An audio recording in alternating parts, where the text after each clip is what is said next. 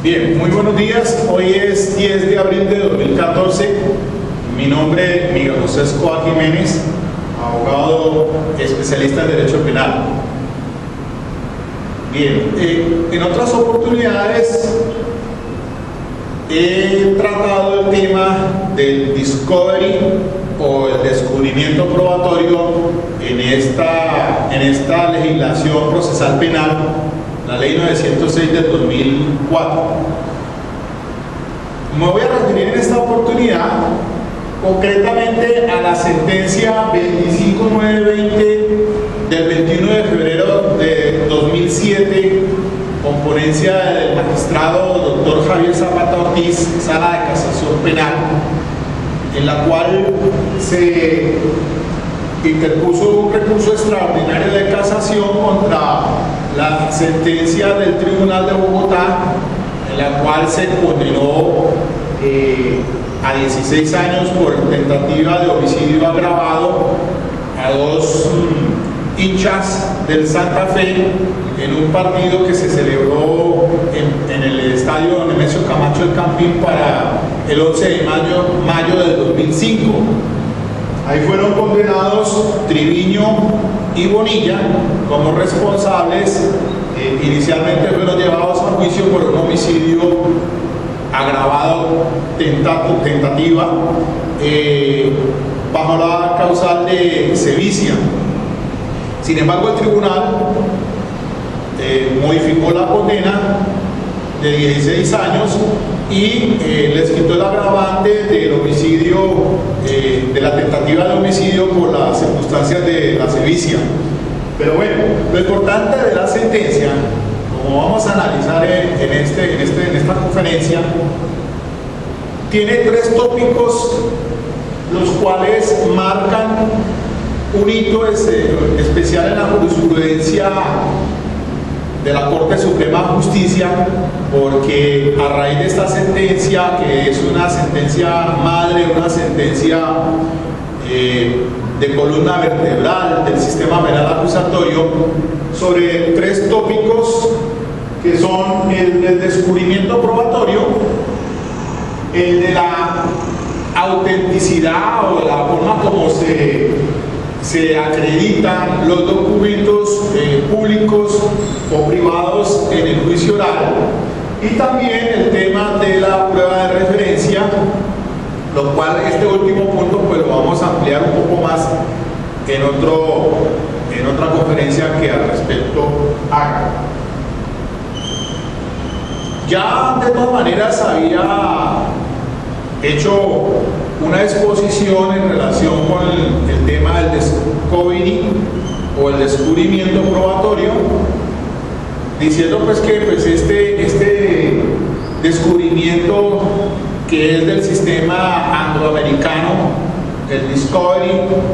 tiene unas incidencias en este sistema penal acusatorio, en este sistema de tendencia adversarial, en este sistema donde se sustenta pues en el principio de igualdad de armas, en el que las partes en esa igualdad, como un principio rector que está establecido en la ley 906, se les facilita, pero en mayor parte al Estado a través de la Fiscalía, porque tiene todo el monopolio para que adelante la investigación pertinente. Sin embargo, la defensa está también en iguales condiciones de conocer los elementos materiales de prueba y la evidencia física que recaude la Fiscalía. Había dicho en esa conferencia anterior acerca del descubrimiento probatorio, pues que esta tiene su especial fase cuando inicialmente el fiscal presenta el escrito de acusación. El fiscal lo que hace es redactar de acuerdo como está establecido en el artículo 337 de la codificación adjetiva el escrito de acusación, en el cual va a presentar un anexo donde va a indicar los testigos de cargo, tendrá que citar con direcciones y ubicación de esas personas, como los testigos peritos, los testigos que van a acreditar y los testigos de descargo incluso. Porque aquí en esta sentencia importantísima se empieza a decantar todo lo relacionado pues con el descubrimiento probatorio en este sistema de tendencia adversarial, donde prima el principio de igualdad de armas, en el que el fiscal tiene que presentar ese escrito con sus anexos, y ahí arranca la primera fase en la cual se inicia el descubrimiento probatorio. Posteriormente, en la audiencia de acusación, el fiscal pues ya entra a enunciar y a suministrar todo lo que él presentó en ese escrito de acusación para potencializar, pues iniciar el juicio oral,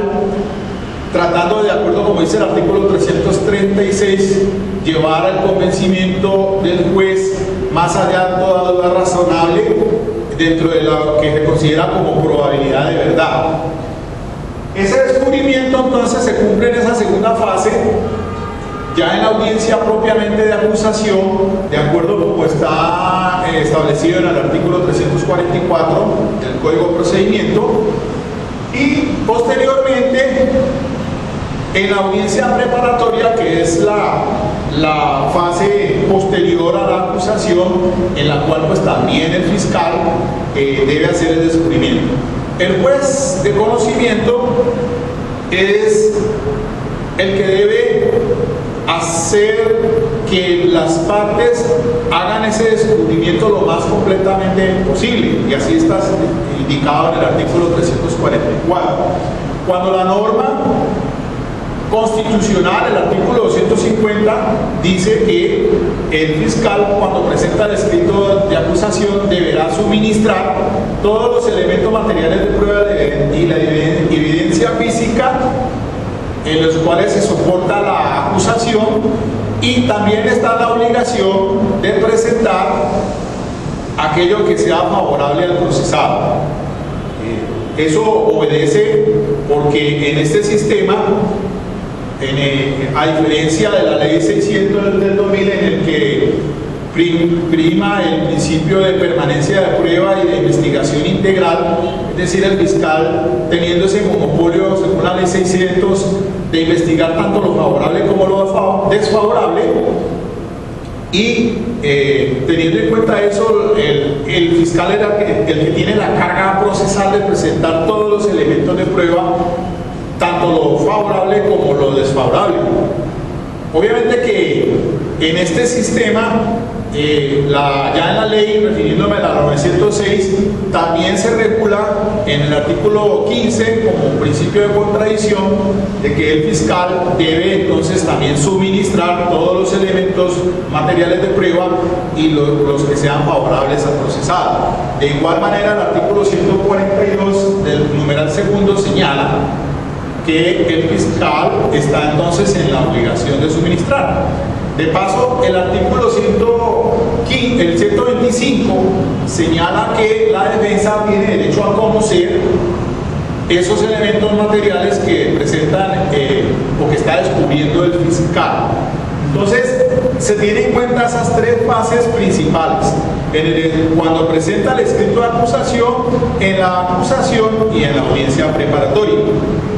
Pero la Corte Suprema de Justicia, en sede de casación penal, en esta sentencia dice que hay tres excepciones por las cuales ese descubrimiento no se alcance a hacer en esas etapas iniciales, y para ello se tiene en cuenta primero el artículo 346, donde se indica una sanción al no descubrimiento que no se haga por parte de la Fiscalía y se hace en la audiencia preparatoria, que es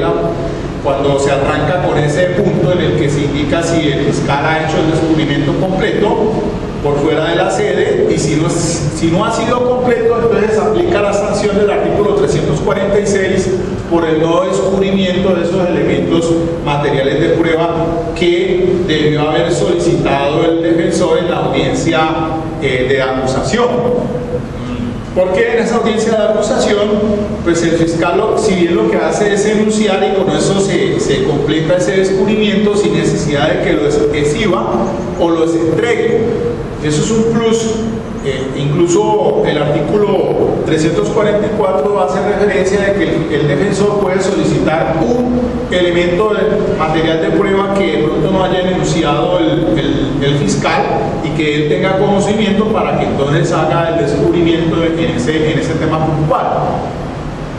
Pero allí se refirió la Corte Constitucional con la sentencia C-1194 del 2005 cuando estudió la exequibilidad en esa parte pertinente del artículo 344. De manera pues que ese descubrimiento que hace de manera excepcional se refiere es a aquel que de pronto porque no haya sido por culpa, como dice el artículo 346, que no haya sido por culpa de quien tenga interés en descubrirlo, pues lo haga. Y también señala la Corte Suprema de Justicia que igual, como un punto excepcional, y lo refiere como un punto número 2, de que aquellos elementos de prueba que no estén en poder de la Fiscalía, sino de personas o personas jurídicas como instituciones como la Policía Judicial o el Instituto de Medicina Legal. Es normal que de pronto lo denuncie en la audiencia de acusación el fiscal, pero queda pendiente para ser entregado en la audiencia preparatoria. Incluso en la audiencia preparatoria puede llegar el momento en que el fiscal todavía haga el anuncio de un informe técnico científico que está por entregarse por un perito y de acuerdo con el artículo 415, pues 5 días antes del juicio es que tiene que entregar ese informe técnico pericial el médico, porque la prueba pericial es la que se hace dentro de la audiencia y no sirve para nada ese informe técnico si al juicio no va a declarar el perito como tal. Es la prueba pericial que es medio de prueba como tal dentro del desarrollo del juicio oral. O sea que ese descubrimiento incluso puede hacerse posteriormente a esas audiencias de acusación, de preparatoria y al inicio ya de 5 días antes del juicio. Y hay una tercera excepción que es a la que se refiere el artículo 344 en su inciso final,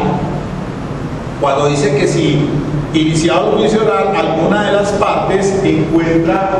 tiene conocimiento de algún elemento material de prueba o de evidencia física, pues hace el descubrimiento dentro de ese juicio oral a efectos de que el juez decida si es admisible excepcionalmente o si debe excluirse. Allí hay que tener mucho cuidado en ese punto y de cómo entonces el descubrimiento no es que está señalado solamente para las etapas que he mencionado, sino que de manera excepcional también puede entrar a juicio en un determinado momento un elemento material de prueba que de pronto alguna de las partes lo encuentre y que sea de vital interés para la resolución del caso y para el derecho a la defensa. Hay unos principios fundamentales, por lo menos 2, que son el principio del derecho de contradicción y el principio de establecer pues la verdad sustancial por parte del juez. El juez tiene ese deber de que se encuentre la verdad real, sustancial del caso que se está en discusión. Entonces, en ese evento le corresponde al juez entonces evaluar si ese descubrimiento es temporáneo por alguna de esas partes, pues cumple con esa finalidad que señala el 344, que es precisamente el de que se haga el descubrimiento y se cumpla con ese principio del descubrimiento y también el principio de contradicción, porque son dos principios intangibles, el derecho a la defensa igualmente, el derecho a la defensa, como que son dos principios pilares fundamentales, el cual pues debe cederle paso a que el juez entre a evaluar si extemporáneamente pues cabe la oportunidad de que ingrese al juicio por alguna de las razones fortísimas, es decir, de que haya razones de peso para entender de que no se pudo haber hecho en esas audiencias es antes del juicio oral. Allí, entonces la Corte define muy claramente en este caso, y así por ejemplo, referido a lo que pasó en el desarrollo de la audiencia de acusación y de audiencia preparatoria del caso del estadio Nemesio Camacho y Campín, porque los defensores alegaban en recurso extraordinario de casación de que el fiscal, si bien es cierto, enunció los elementos materiales de prueba, pero no los había entregado. Entonces la defensa acusaba de que se había violado el derecho a la defensa porque no se había hecho entrega. Entonces la Corte en esta sentencia modula muy claramente y hace la observación de que una cosa es suministrar o enunciar, y con ese adjetivo es que con ese verbo yo suministro o enuncio, es que entonces se está cumpliendo con el descubrimiento, ya que el defensor le pida que le haga entrega de esos elementos materiales, pues quedan a su disposición y pueden hacerlo en el despacho del funcionario o en el sitio donde quedan ubicados para que la defensa pueda acceder a ellos y hacer el análisis pertinente. El hecho es que el principio de igualdad de armas se cumpla y el derecho de contradicción. Es decir, ambas partes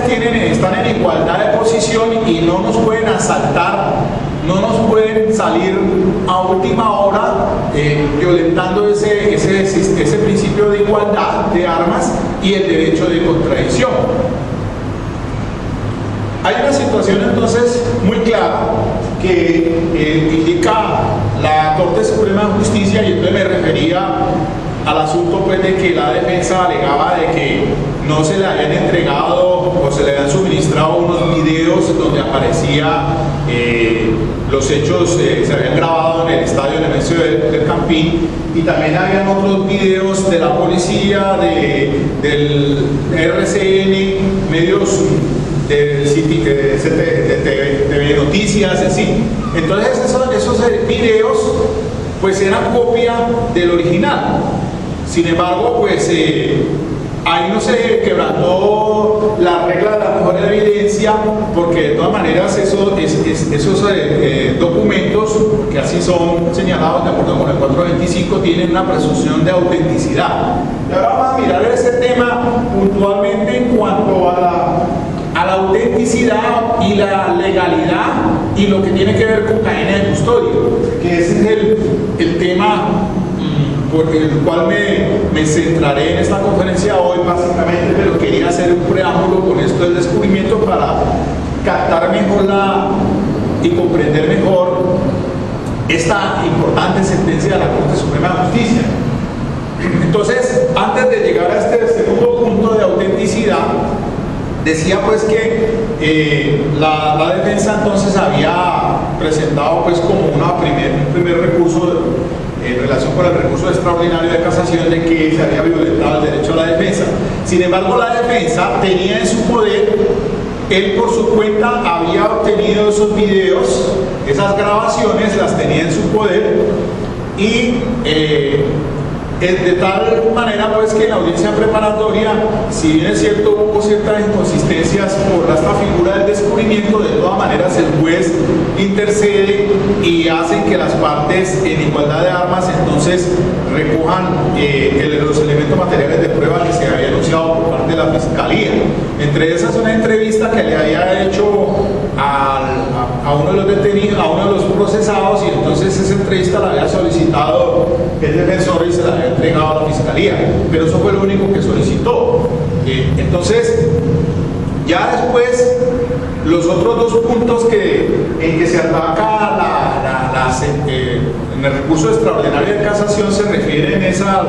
al asunto de la autenticidad, de la manera como se debe acreditar y el asunto de la cadena de custodia, de la acreditación y de la autenticación en relación con ese video, de por qué esencialmente no había ido quien no había producido el video, o sea, quien hizo el registro fílmico, y la defensa acusa de que se está violentando allí un principio de legalidad de la prueba porque tenía que ir a juicio, era quien había grabado, hecho el video, para que lo acreditara, lo autenticara. Y ahora me refiero a ese punto. Lo otro es en relación con la prueba de referencia, que es un tema supremamente importante que se ha ido decantando ya a estas alturas, 2014, en relación pues desde que se tomó en cuenta esta sentencia del año 2007, de cómo los abogados en este recurso de casación alegan pues de que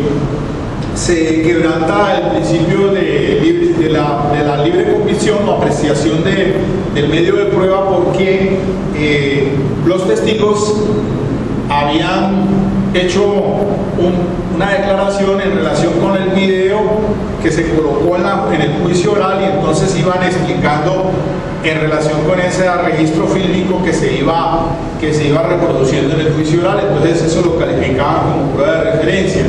De igual manera, el punto especial en cuanto a unas historias clínicas y de cómo el perito que hizo el estudio, el informe pericial y que fue a juicio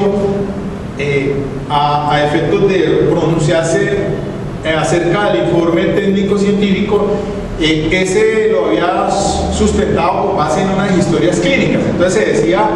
dicen los abogados en ese punto de que el médico quien había hecho la historia clínica tenía que ir a juicio para que autenticara el contenido de esa historia clínica, y que por lo tanto entonces hubo prueba de testimonio de referencia por parte de los peritos, como también pues, como les digo, acerca de los testigos que declaran en contra de los dos procesados, y de cómo ellos percibieron esos hechos en el estadio el Nemesio del Campín, pero que tomando como referencia el video se había manifestado en relación con lo que iban observando el desarrollo de ese registro fílmico. Bueno, entonces resulta de que el tema de la autenticidad, pues la norma en el artículo 273 señala que el juez pues estimará o hará la valoración del elemento material de prueba en sana crítica en el desarrollo del juicio oral. Y también los artículos 276 y 277 se refieren a dos temas puntuales. El uno es el en relación con la legalidad, y el otro tiene que ver con la autenticidad. Antes de entrar en materia de esto, la Corte Suprema hace una observación sobre aquello de que no se haya hecho el descubrimiento y si entra a juicio y es valorado por el juez, entonces aplica la regla de exclusión del artículo 29 y del 360, porque incluso puede ir en casación puntualmente en cuanto a ese tópico referido pues a lo que tuvo que haberse descubierto y que no se hizo pero que entró al juicio.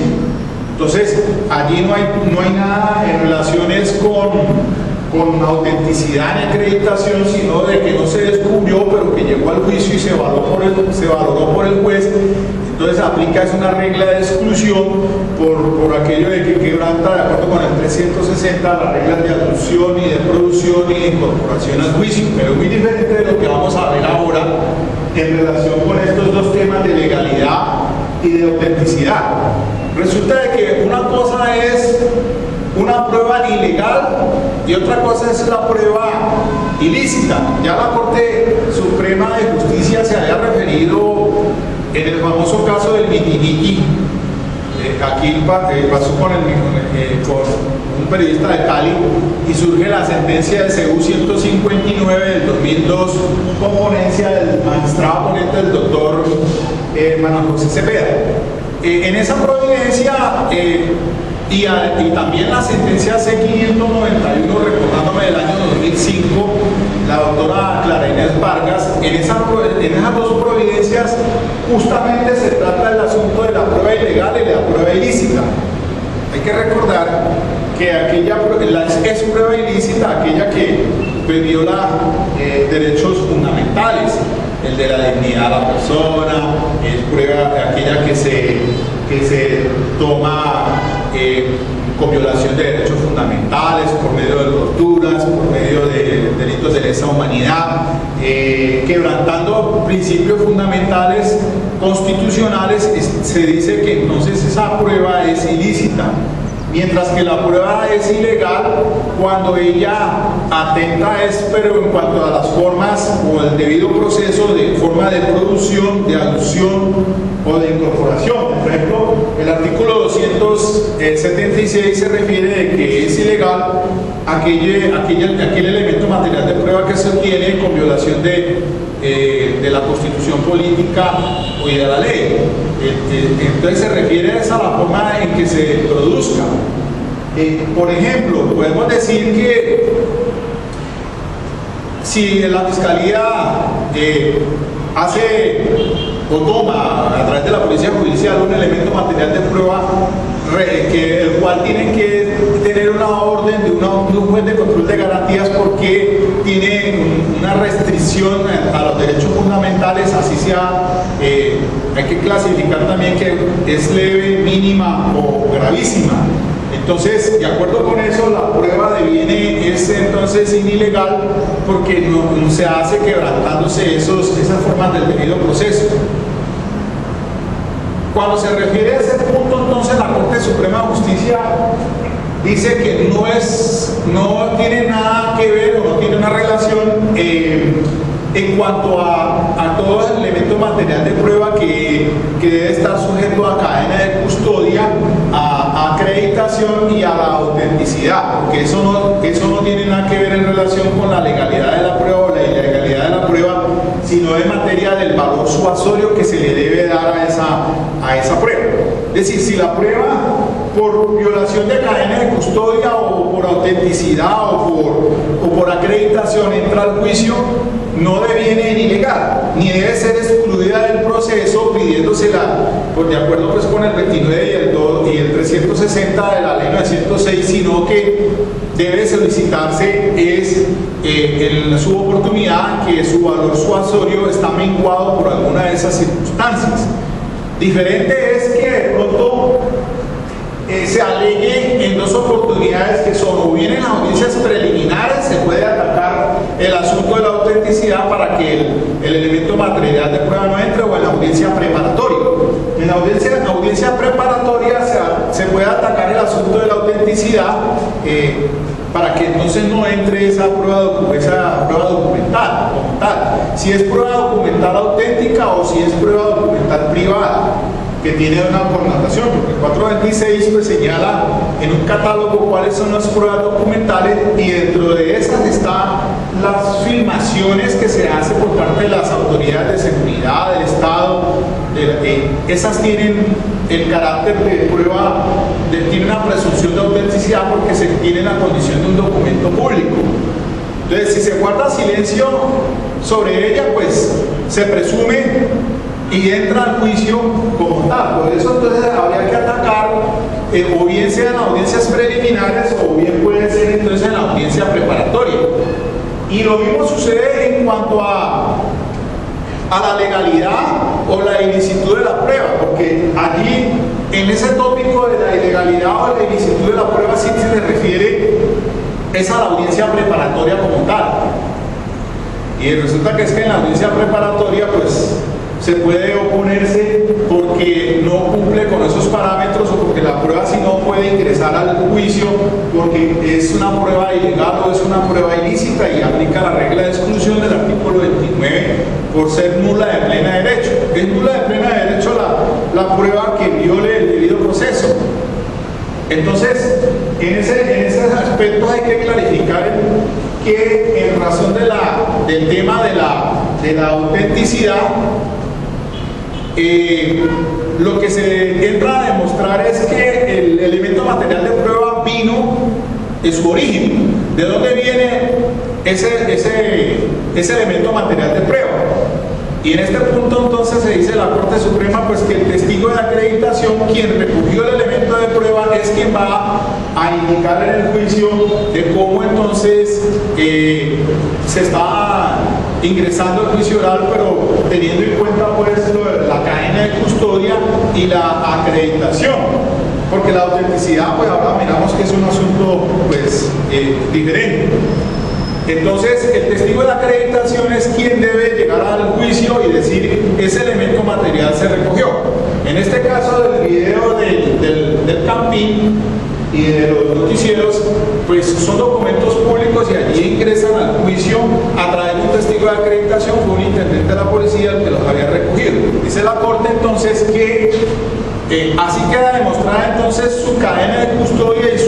y su acreditación.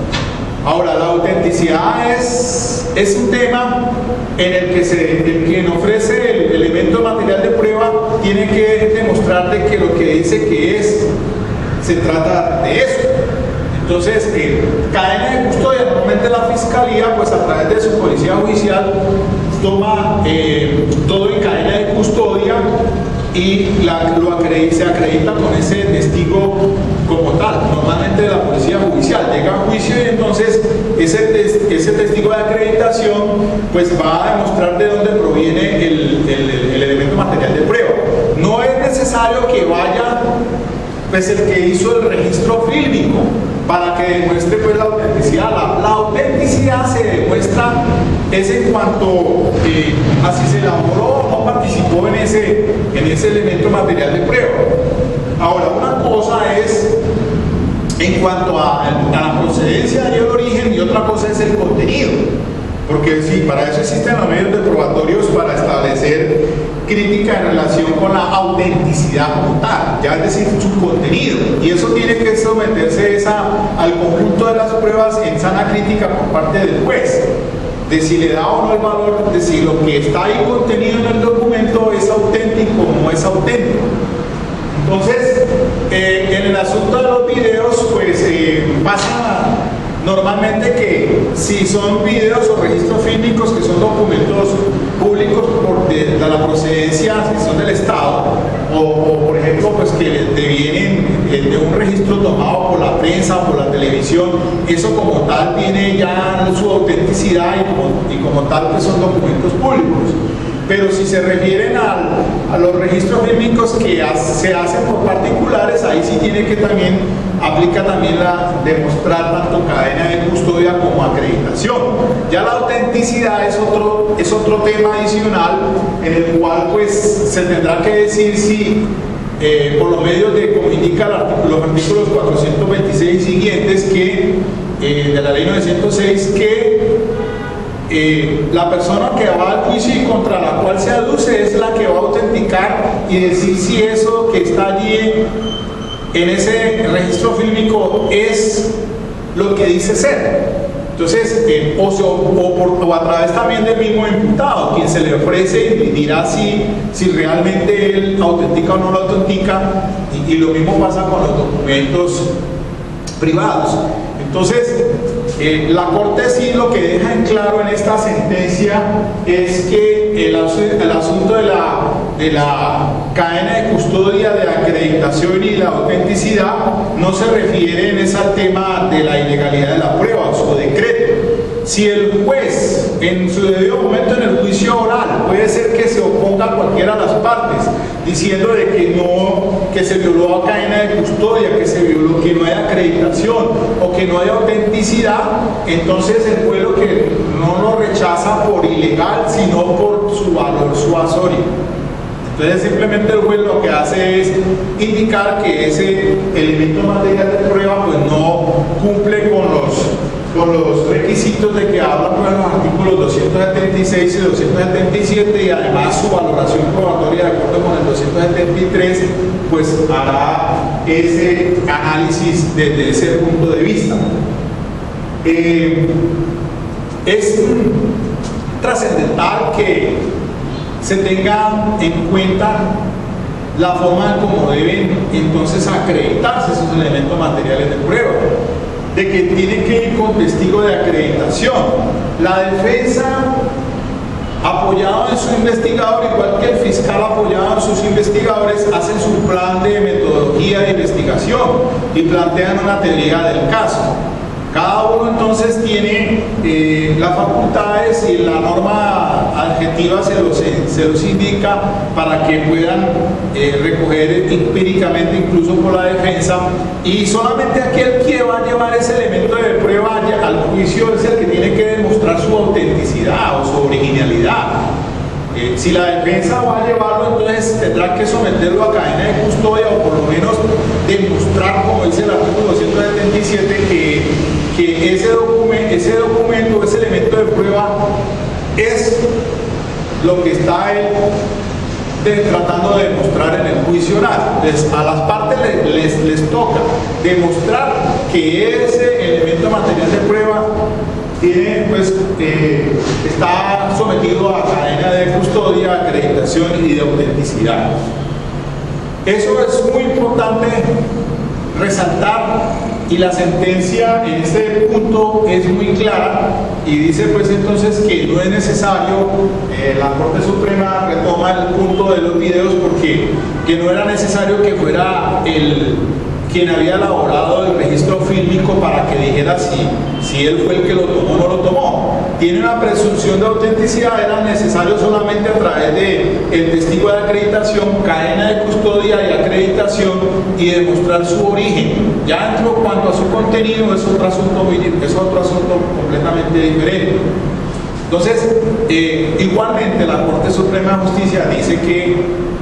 la defensa igual tuvo en sus manos esos registros fílmicos y los utilizó en el juicio oral. Tanto el fiscal como el defensor tenían sus propios registros fílmicos, además de que eran copia del original, y eso no compromete la regla de mejor evidencia, que incluso puede hasta estipularse ese asunto, toda vez que no se refiere al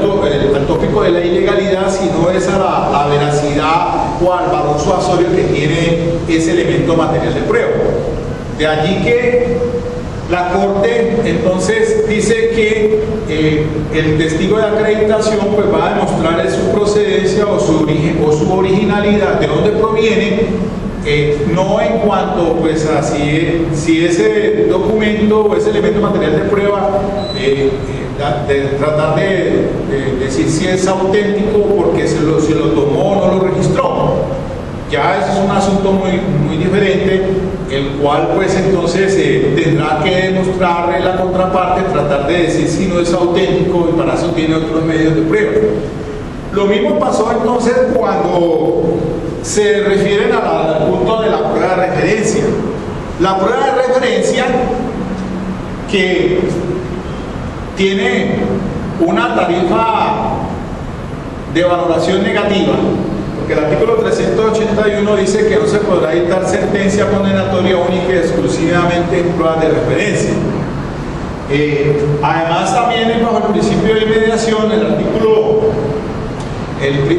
artículo 379 dice que solamente de manera excepcional es que se admite la prueba de referencia. Pero concretamente entonces en ese asunto de las historias clínicas, porque se pedía de que fuera el médico que a declarar a juicio oral, el médico que había redactado esa historia clínica. Entonces se dice que esa no es una evidencia real, sino que ella está de valoración para que el perito estudie al paciente los hechos, le estudie la historia clínica y él rinda un informe técnico. y rinde su informe técnico y lo entrega, porque obviamente tiene que descubrirse a efectos de que la contraparte pues planifique todo lo relacionado con el interrogatorio cruzado o el contrainterrogatorio y se objete o se ataque por impugnación de credibilidad al perito en el juicio oral, ya cuando se convierte en prueba pericial como tal y que tiene valoración cuando entra al juicio oral. Pero el funcionario, el perito, lo que está haciendo es tomar como base lo que aparece en la historia clínica, y eso tiene ya una presunción de autenticidad. Si no, de lo contrario, entonces pues, ningún médico tendría que desconfiar del anestesiólogo, de quien le está rendiendo un concepto en relación con un punto, y entonces no es descabellado por ponerse a atacar si esas historias clínicas no son auténticas. Ya tendría que la contraparte en su momento procesal, sean audiencias preliminares o la preparatoria, atacar sobre la autenticidad también de esa historia clínica y a efectos de que no entrara a juicio. Ahora, se me olvidaba decir que según Ernesto Chiesa, en relación con esto de los videos, se dice que eso es un testigo silente. Las grabaciones, tanto fílmicas, de videos o de grabaciones, son testigos silentes. Como tal, entonces, cuando en este juicio particularmente quien declara y le presentan el video, lo que está haciendo es refrescar su memoria en relación con lo que él tuvo percepción directa o conocimiento directo, de acuerdo con el 402, como persona que tuvo un conocimiento directo de los hechos, pero que cuando le presentan el video simplemente hace una exposición en relación con lo que observa en el video y de lo que él percibió directamente en los hechos. Entonces no está haciendo un testigo de referencia, porque lo que está haciendo es dando su declaración de unos conocimientos que ha tenido de unos hechos directamente. Entonces lo mismo pasa con el perito cuando él rinde la prueba pericial que ya presenta en el juicio oral como tal. Él hace abstracción o hace un relato en relación con lo que presentó en el informe técnico que le entregan a usted 5 días antes de llegar al juicio. O sea, el perito lo que está haciendo no es un testimonio de referencia, sino su percepción científica de acuerdo con unos parámetros, con los conocimientos que tiene él como un testigo, al cual también se le somete a contrainterrogatorio por parte de la defensa, y que tendría que atacar entonces razones de idoneidad o de relación con lo que plasmó en ese documento y las fuentes científicas en las que se apoya su informe técnico científico, su informe pericial. Y allí que entonces no puede constituirse como tal en un testimonio de referencia, que es un asunto que ya incluso la Corte Suprema de Justicia también ha ido decantando muy bien en relación con este asunto de la prueba de referencia, que tiene un valor mincuado, un valor suasorio, que debe ser complementado en sana crítica con los otros elementos materiales de prueba que entran a juicio. No puede auditarse una sentencia exclusivamente en pruebas de referencia, es lo que quiere decir la norma procesal, y allí entonces sí se podría atacar en vía de casación también